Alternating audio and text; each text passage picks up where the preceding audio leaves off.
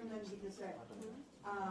Just to put on record, if VP Sara is found guilty by the impeachment court, does that mean she could no longer seek for any government position, perpetually disqualified na po ba siya? Yes, the penalty for a person convicted in an impeachment trial is removal from office and absolute perpetual disqualification to hold public office, elected or appointed. Okay, Mayan, and then RG. Good morning, sir. Sir, ako ba, ate? Ay, wala. Isa na muna pala. Sorry, dalawang na lang. Sir, sabi mo kanina, kailangan amend yung rule, magkakaroon siya ng pre-trial, mahabang proseso. Yung kay Justice Corona dati, umabot ng 2 months bago nagsimula. So, ano yung chance ngayon ng impeachment dito sa Senate? Wala na. Anong ibig sabihin? Sa kasalukuyang Senado? Yes, sir. Kasi 1 month na yung titira sa 19th. Kung ang sinasabi mo ay trial, magkakaroon ba ng trial sa 19th Congress? Depende sa rules na i-approve namin. Kasi gaya ng sabi ko, isa sa mga posibilidad, yung innovation ng Korte Suprema of late, meaning pagkatapos ng rules namin noon, na pwedeng mag-receive ng ebidensya ang commissioners, na pwedeng buuin ng may iwang 12 senador, na maaaring magsimula ng June, bago mag-June 30. So 19th Congress pa rin yun. Kung yan ang magiging pasya ng Senado ng 19th Congress kaugnay ng rules. So may posibilidad. Trial pa rin yun, ha. Bagaman presentasyon ng ebidensya sa commissioner ang technical na salita, trial pa rin yun. So hindi pwedeng lumipat ng 20th. Kasi naiwan yung dalawin sa Lalampas ng 20th Congress o aabot ng 20th? Aabot ng 20th Congress, o. Halos tiyak na yun. Aabot ng 20th Congress at ang magpapasya na rito ay ang 20th Congress at hindi ang 19th Congress. Masakit ba yung composition kasi yung nating dalawa mapapalitan? Malalaman pa lamang natin yan matapos ang halalan. Sir, may patanong uli. Si Erap na pardon, pwede bang ma-pardon din si Sara at eventually run again? Yes, Erap was not impeached. Erap was convicted and then was pardoned. Convicted by the Sandigan Bayan? Yes. Yun Not by the impeachment court. Dahil hindi naman natapos yung impeachment ni dating Pangulong Estrada dahil sa EDSA 2. Okay, Mayan. Sir, to be clear lang, Hindi pa ba? hindi pa clear. Sir, kasi yung natanong na kayo na pero para lang mas malino. Yung kay Senator Coco na sinasabi niya yung special circumstance na pwede pa rin magkasundo kayo 100%, mag-convene kayo ng impeachment court during the day. Hindi na yun mangyayari. Only when, as I said, the impeachment court was convened. When we, the legislature, the Senate as a legislature, took note or took cognizance of the case, were all sworn into office and convened the impeachment court. Eh, hindi naman nangyari lahat. During the session. During session. Hindi kami pwede paano namin i-refer yung impeachment sa Rules Committee para i-report out ng plenary para may basihan na magsumpa kami bilang impeachment court at i-convene yung impeachment court. Paano namin gagawin lahat yun ng walang session? So parang dapat sana kahit paano na-report out man lang kagabi sa session.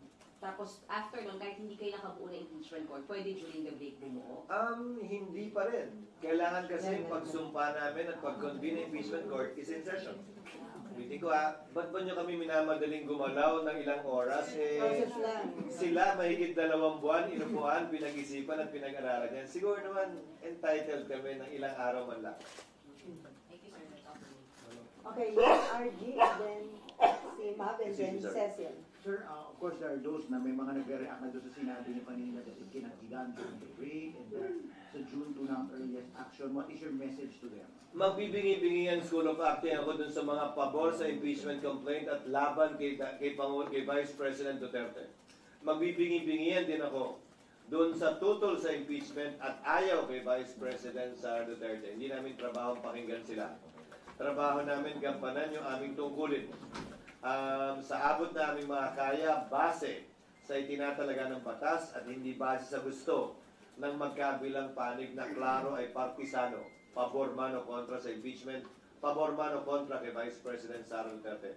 Wala kami pakialam sa mga yan. So just to be clear, clear, until the Senate renders a decision on the merits of the case, she remains Vice President. Definitely yes. That is what the law states. Pero sir, right now, Unless, just for the sake of argument, because this was in part of our history. March 23, and I hope I will not be misquoted for this. March 23, final ang impeachment complaint laban kay Mercy Gutierrez. March 26, kinonvene ng Senate ang impeachment court, tapos nag-adjourn agad. In-announce na May 19 o May 9 ang impeachment case i-hear. April 29, nag-resign si Ombudsman Gutierrez. So that is the only instance na hindi matutuloy yung impeachment. Dahil ang parusa lamang sa impeachment ay pagkakatanggal sa pwesto and perpetual disqualification. May posibilidad sana na tinuloy ng Senado yun. Dahil yung resignation ay pagkakatanggal lamang sa pwesto. Pwede pa sana nilang ituloy yun para dun sa absolute perpetual disqualification. Pero minabuti ng Senado ng panahon yun na wag nang ituloy at i-dismiss na yung kaso. pero sir, right now, walang nang-pressure o kumakausap sa'yo from both sides para yung isa, bilisan, aksyonan, o hindi ba naman para upuan itong Well, maraming bumabanat sa media magkabilang panig na gustong madalhin o gustong Wag aksyonan. dismiss ito. Pero walang epekto naman. At tulad ng sabi ko, hindi ko papakinggan yung mga boses na yan. Ang papakinggan at susundin lamang namin ay yung tinatalaga ng batas, ng aming rules, at kung ano ang tingin naming tama, parehas, patas, at magbibigay ng mas mataas na kredibilidad sa proseso ng impeachment. Ano man ang kalabasan o maging resulta nito. Among your colleagues, sir, wala din ganong pressure, magkaibang sentiments. Hindi kami nagkausap. Siguro itong mga susunod na araw pa lang kami magkakausap-usap pag nagkita-kita sa kampanya. Pero ulitin ko, walang nangyaring meeting, pagpupulong o focus na napag-usapan ito. Para yung mga sentimentong binabanggit nyo ay masabi o mailahad na aking mga kasamahan dito sa Senado. Okay, ma'am. Cecil and then Robert. Sir, pwede ba explain lang po na magkaiba yung session days sa trial days? Iba yung legislative calendar. Iba. Nung nagdaan, ang ginawa nila ay, kung naalala ko, tama, hapon ba? Yung sa corona? Opo. Sa umaga yung regular Hapon, session. tapos sa umaga yung regular session. Pwede rin naman namin gawin uli yun. Or baligtad, umaga yung hearing, may takdang panahon, at yung session ang wala.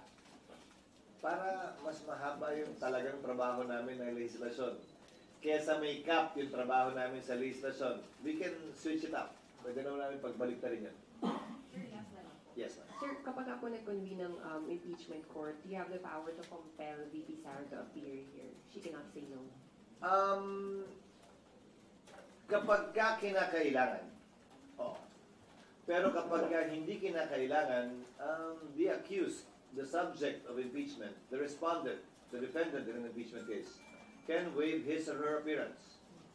Kinakailangan lamang naman, ayon sa rules of court, na mag-appear ang isang defendant o akusado, una kapag ka-arraignment, para sabihin niya, inaako ba niya o sinasabing hindi niya inaako yung mga paratang laban sa kanya, o pangalawa, pag kailangan siyang i-identify ng isang testigo. Maliban sa dalawang pagkakataong yun, merong nga waiver of appearance na tinatawag sa ilalim ng rules of court, the test suppletory application sa impeachment court. Sir, follow-up, di ba si Chief Justice Corona inaresto during the trial because he tried to walk out? No, hindi siya inaresto. Pinigilan siyang lumabas. Nandito na ako nun. Pinigilan siyang lumabas dahil sa kalagitnaan ng kanyang testimonya, tumayo siya, bumaba, at sinubukang lisanin yung korte. Isa pa pala yun, kailangan namin gumawa uli ng ganon. Sira na yun. Sir, may limit ba yung ipipresent? Naalala mo yun, RJ? Sira na yun. Oo, Magana pa. 13 years. Kaya nga, wala na. Kinain na ng ana yun. Pero sir, may limit ba yung pwedeng i-present na witness ng prosecution and defense panel o wala? Wala, pero yan ay pagkakasundoan sa pre-trial. Naulitin ko, pwedeng magawa bago magsimula ang 20th Congress para nga hindi kami pabanjing-banjing at nag-aaksaya lamang ng panahon. Politiko, hindi namin ito mamadaliin. Pero hindi rin namin labis na ipagpapaliban ito ng walang dahilan o rason. Okay, Cecilia. Sir, balikan ko lang yung isip. What if malaman ng Secretary pag-check na yung mga isip? Ano yung magiging? Basta't 1/3 pa rin. Basta may 110? Basta't may 102 pa rin. Hindi na mahalaga sa amin kung 103 pa yan o 105 o 107 o kung sino yun. Ang mahalaga, mambabata sila at may 102 signatures. Sir, may effect ba ito sa economy, itong mga political issue na ito? Ano mang ingay ng politika, palaging may posibleng epekto sa ekonomiya. Pero ang pangontra dyan ay kapanipaniwala at stable na proseso at procedure. Tulad ng sinusubukan kong gawin ngayon at i-establish ngayon. Para yung expectations ay tempered, walang tanong na hindi nasagot, walang alinlangan kung ano ang mga mangyayari sa susunod na araw, linggo at buwan, sa kabila ng anumang ingay na nagmumula sa pabor o kontra sa impeachment, sa pabor o kontra kay VP Sara. Ito, ang mga binabanggit ko sa inyo ngayong umaga, ito ang magiging proseso ng impeachment sa mga susunod na linggo at buwan. And lalo magkakaroon ng confidence yung mga investors na okay naman yung situation sa Oo, dahil ang impeachment ay isang proseso na nakasaad naman sa saligang batas. This is not an extra constitutional process. In fact, this is a purely constitutional and legal process provided for in our Constitution on how to make certain high officials of the country accountable for their actions and or inactions, specifically as alleged, for alleged culpable violation of the Constitution, bribery, treason, graft and corruption, other high crimes, and betrayal of the public trust. Sir, may umugong daw paggabi na po kasi hindi yata nadinig niyo po yun. Leadership sa... Hindi. Ang piso isa naman na yan. Again, I will reiterate what I said earlier. It is a rumor until it happens. Pang-counter daw yun ng mga Duterte, sir, dun sa impeachment. Again, it is a rumor until it happens. Bakit? Pag nagpalit, ano mangyayari? Baka po ano nila. Anong ibang ang mangyayari daw? Sabi ng chismis. Anyway, Robert, and then Mean, Amor, and Raymond. Sir, balikan po lang po yung discussion nyo kanina regarding dun sa special session. Sabi niyo po pwede ang special session provided na ipinatawag ng Pangulo doon sa mga mahalagang panukalang batas. Granted po na may special session, halimbawa magkakasama na rin kayo. Yung possibility na matakel pa rin ito bilang sidelines halimbawa or kaya i-convene yung impeachment court po, pwede po ba yun? Posible. Posible, but that is a subject matter to be decided upon by the plenary. Kasi ang kapangyarihan ng Senate President ay i-agenda lamang ito. Yung ginagawa namin mga referrals sa floor na walang nag-object, sa anumang oras pwede mag-object kahit sino at pwedeng pagbotohan yon bago ma-refer. Maski lahat ng ginagawa namin sa plenaryo are done through a proper motion. At kung mapapansin nyo, parang gas-gas na lang sa tenga siguro, masyado na kayo at tayong lahat sanay. Palagi nagtatanong ang presiding officer, is there any objection? There being no objection, motion is approved. So, pag may nag-object, pagbobotohan. Pero lahat ng naganap o nagaganap sa plenaryo, pinahintulutan ng mga miyembro.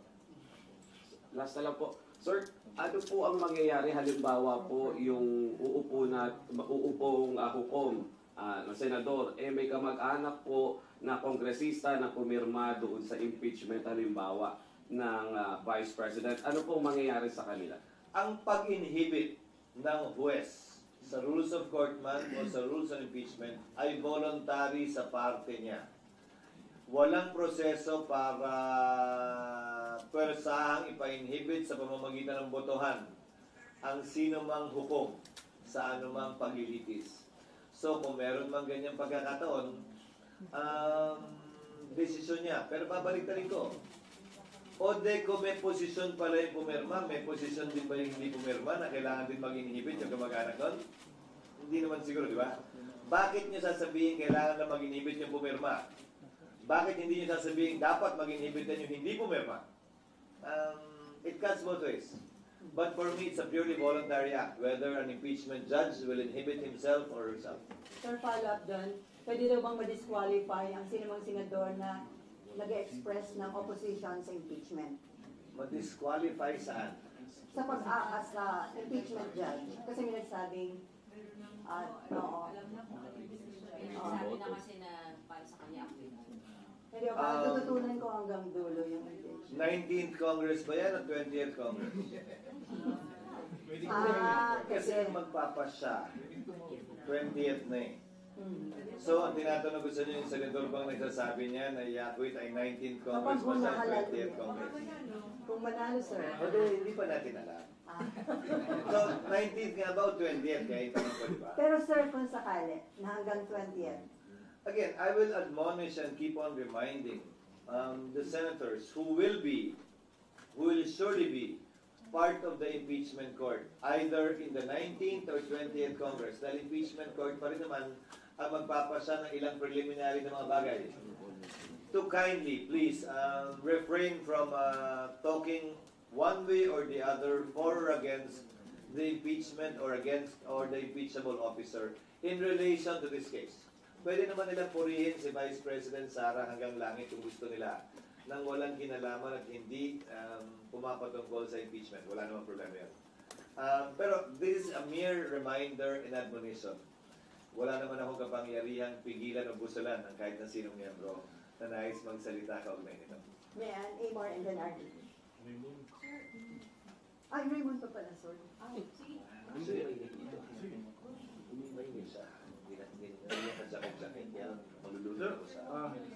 Sir, good morning. So ito kasi walang jurisprudence, walang precedent na yung tumanggap na composition ng Senado sa impeachment complaint ay itatransfer doon sa incoming Congress. So ano yung parang legal or constitutional basis natin na pwede nga na ma-push through doon sa incoming new composition of Congress? Tama ka na unang beses lamang mangyayari ito sa Pilipinas. Sa Amerika, hindi. Pero sinabi ko rin na may pagkakaiba. May pagkakataon sa Amerika na tumawid na yung impeachment sa panibagong kongreso. Pero pagkakaiba nga, 2/3 kasi ng senador doon ay naiiwan pa. Dito, 1/2. Pero tatawid ang pagiging Senate President kung hindi pa tapos ang kanyang termino tulad ko hanggang 20th Congress. So, gaya ng sabi ko kanina, may basehan tulad ng ibang collegial courts. Ulitin ko, yung mga nakabinbin bang kaso sa Korte Suprema, pag may nag-retire na justice, 1, 2, 3, 4, 5, dismissed yun at kailangan mo mag-file ulit. Yung mga nakabinbin kaso pa sa Sandigan Bayan, sa COMELEC, sa Civil Service, sa Court of Appeals, dismissed na yun pag may nag-retire na isang maestrado. Ang sagot din ay hindi. At yun siguro ang pinakamalapit na analogy, comparison na pwede natin gamitin sa impeachment court, na collegial court din. Minsan nga, bibigyan pa kita ng mas madalang sitwasyon. Yung ordinaryong korte natin, na isa lang ang judge. Nag-retire yung judge. Ibig sabihin ba nun, lahat ng pending na kaso sa korte niya, dismissed? At kailangan i-file ulit dahil nagpalit ng judge? Court of record ang ating mga korte tulad ng impeachment court. Siguro ang basihan ay hindi na tumutuloy-tuloy yung Senado or semi-continuing body ng Senado. Ang basihan ay court of record ang impeachment court. At dapat lamang na magpatuloy yun hanggang matapos yung kaso. At hindi dito dapat kinikilala yung pagpapalit noong nakaupong mahistrado tulad nga ng sa ordinaryong kaso. Kung yun nga, criminal case, ang kapalit at ang parusa pagkamatay o kung may death penalty o habang buhay ng pagkakakulong. Tuloy-tuloy. Ano ba kaya ito na administratibo lamang? Ibig sabihin, wala itong kulong, wala itong parusang kamatayan. Pagkakatanggal lamang sa pwesto at pagbabawal na humawak na namang pwesto sa gobyerno. Okay, Mayan, Amor, and then RG. Sir, sabi niyo ipapatawag lang si VP Sara pag kinakailangan. Pero what if gusto niyang magsalita, sir? Walang Pwede. karapatan po niya. That is part of the rights of an accused under the Bill of Rights to confront his or to confront the witnesses against her. karapatan po niyan, mag-attend araw-araw, kada hearing, magsalita bilang abogado. Dahil pwede siyang tumayong abogado para sa sarili niya, o tumayo pa nga bilang testigo. Umupo bilang testigo. Pwede po yan. Nasa sa kanya. Pero hindi siya pwedeng piliting tumestigo sa kaso. Because it will violate, on the other hand, the right against self-incrimination. Kumbaga, hindi siya pwedeng patawag ng prosecution at pwersahan pa upuin doon para tanungin kung ayaw niya. That cannot be done.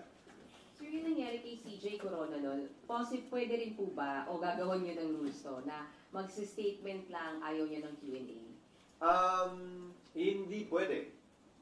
Dahil sangayon sa rules of court that is suppletorily applicable to impeachment trial, may karapatan mag-cross-examine ang kabilang panig sa sino man testigo ipepresenta ng kabilang panig.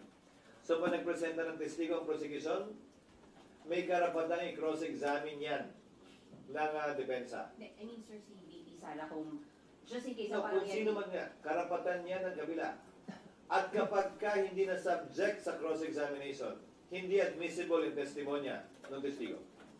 Sir, may Sir, pag just in case naman daw ipatawag niyo, kailangan siya, pero hindi siya dumating, meron bang kaparusahan pa gano'n? The impeachment court, very much like the Senate, more so in fact because it is an impeachment court, has the power and authority to issue subpoena. Pag hindi dumating, May kapangyarihan nga kami mag-issue ng subpoena. Sir, At sangayon sa rules, yan ay pwedeng i-issue lamang either sa pamamagitan ng botohan o kung babaguhin yung rules, sa pamamagitan lamang ng kautusan ng presiding officer. So may certain period ba para tapusin yung impeachment trial o pwede itong parang matanggal? Wala, pero sino ba naman ang may gustong umabot dito till kingdom come? Wala naman siguro may gusto nun. One way or the other, kailangan ito pagpasyahan at desisyonan. Ulitin ko, nang hindi minamadali, pero hindi rin naman pinagpapaliban ng labis. Okay, Amor and then RG. SP, kung matuloy po yung impeachment trial nga this 19th Congress, ang sabi niyo po possible na umaga, plenary session, and then hapon yun kung impeachment trial. So sir, paano yung time dun sa mga pending bills and offhand? May mga nakikita po ba kayong mga bills na pwedeng maapektuhan ng lack of time dahil matatapos na nga po yung 19th Congress? Maliit na lamang ang epekto kung meron man. Dahil pagbalik namin sa June 2, 6 na session days na lamang ang meron namin. So, 6 na session days na lamang apektado ng AM-PM schedule na binabanggit mo. At kung mako-convene nga yung impeachment court sa panahon yon, magre-recess na rin kami makalipas ang 6 na session days. So, yung balance ng mga araw na yun hanggang June 30 ay puro trial na lamang yun. Dahil hindi na kami pwede mag-session.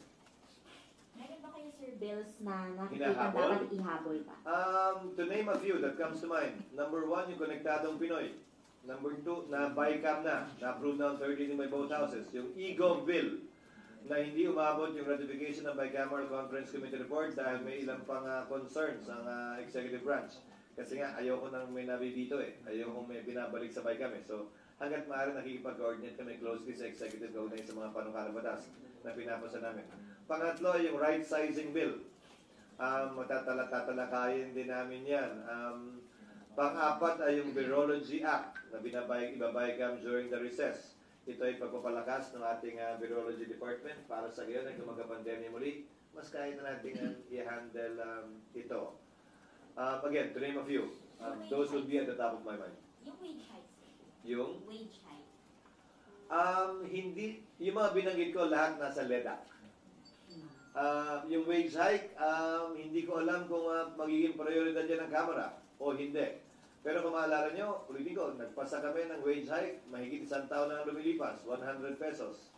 Ang pinasaya ng Kamara, recently lang. Pero ang ginawa ko ay inappointan ko ng bicameral conferees lahat ng mga bill na pending. Para sa gayon ay, kung sakasakali, mapag-usapan yan. Maliban na lang kung sinabi ng Kamara na hindi sila interesado dyan. Okay, RG. Ay, okay ka na yan. Thank you, ma'am. Sir, kasi kanina sabi niyo you will review the signature. So, No, the secretary will. Secretariat will review. Huwag naman na ako yun. The secretary. Oo nga, 200 yun.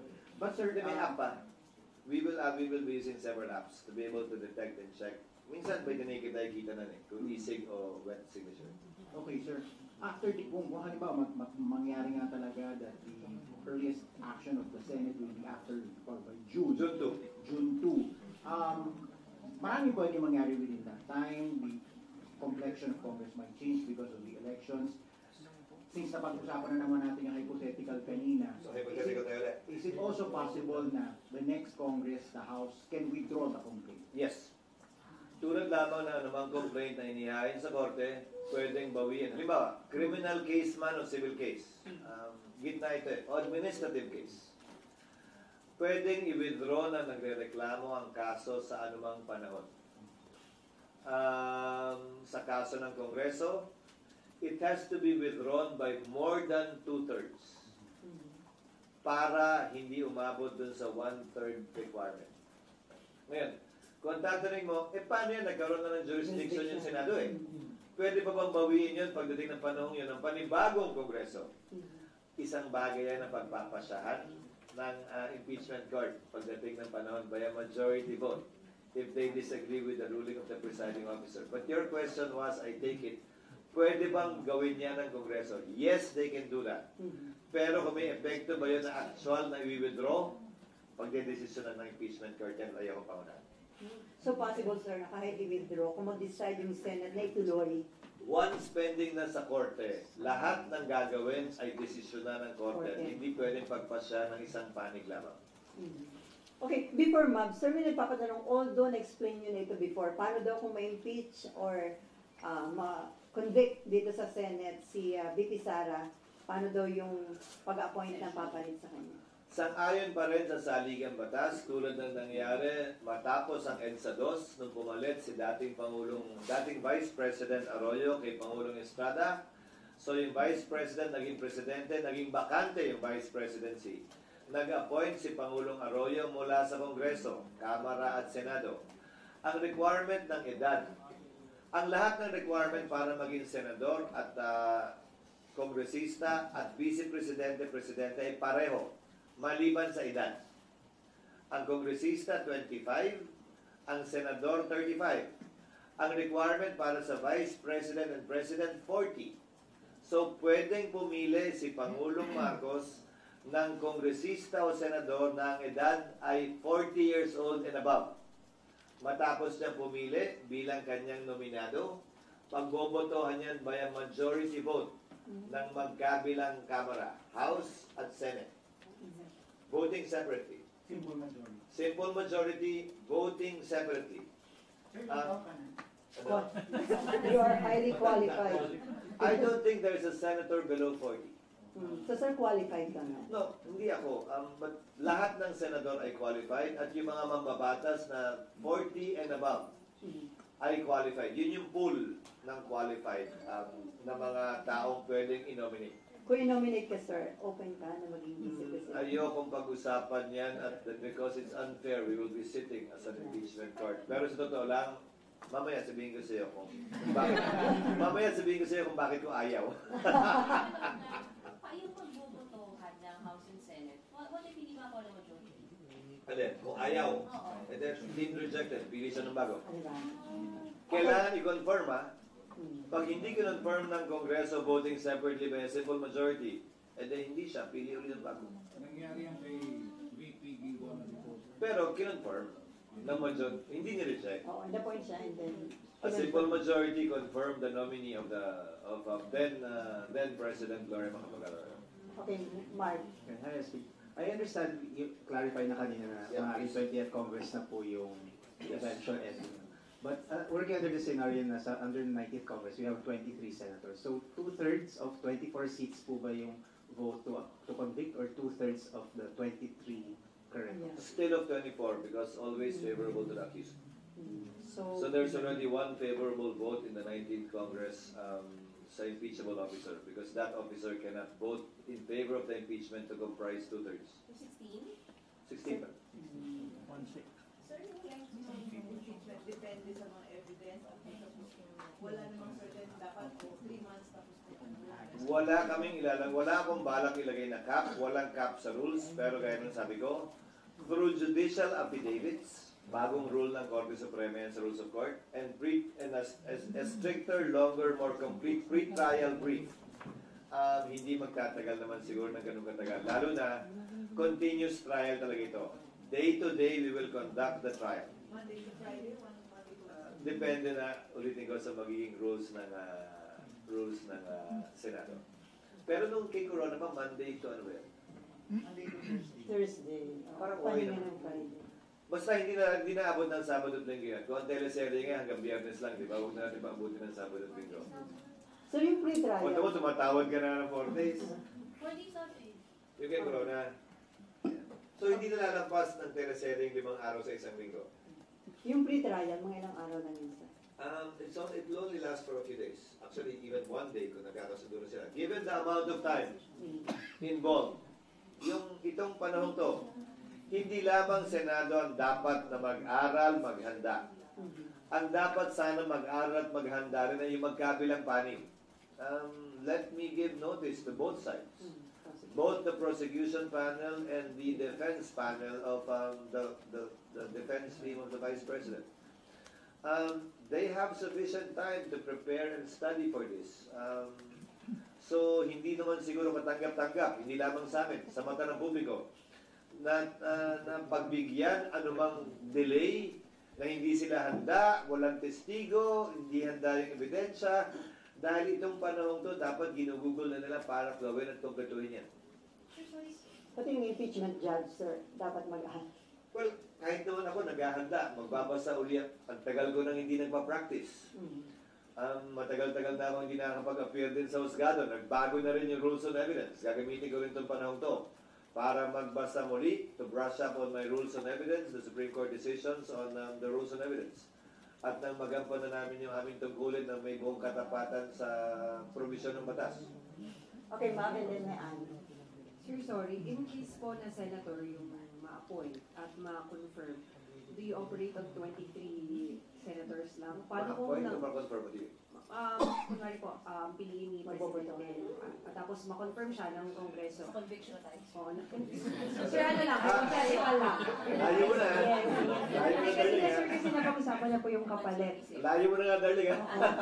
Sir, kapag ka po kasi kunwari, Sila nagkaroon ganun. ng hatol na parang by July, ganyan. So sir, isang buong Congress na 23 lang kayo. The decision to call for a special election is to be decided upon by Congress. Ang pagtatawag ng special election sa anumang bakanting pwesto, congressman o mayor, vice mayor o senador ay desisyon ng Kongreso. Bakit? Kailangan kasi mag-appropriate ng pondo para sa special election na yun. At hindi basta-basta yung nagagawa yun.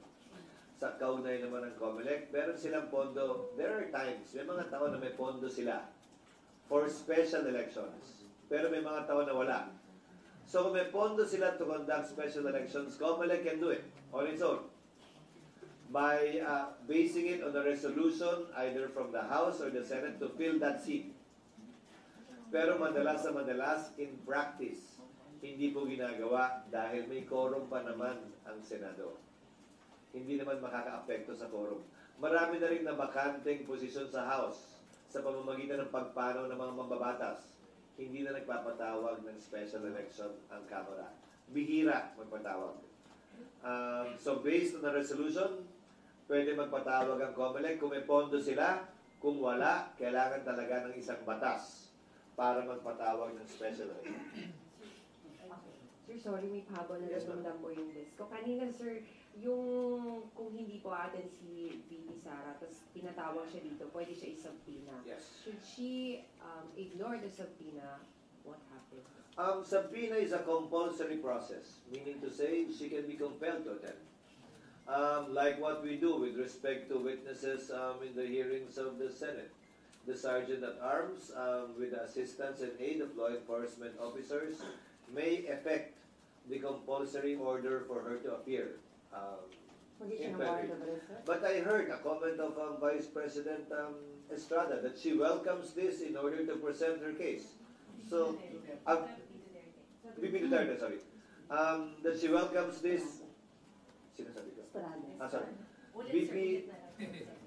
But I heard a comment of VP Sara in connection with the looming impeachment complaint to be filed against her that she would welcome it as an opportunity to present her side of the story vis-a-vis the accusations being heard against her by members of the House. So I hope that will indeed be her position. So, kung mag-change yung kanyang stand, hindi nga siya mag-attend kahit may subpoena, possible yung pag-issue ng warrant of arrest. Merong subpoena lang. Hindi pa naman warrant. Subpoena is enough. Kung hindi pa rin nga siya mag-attend.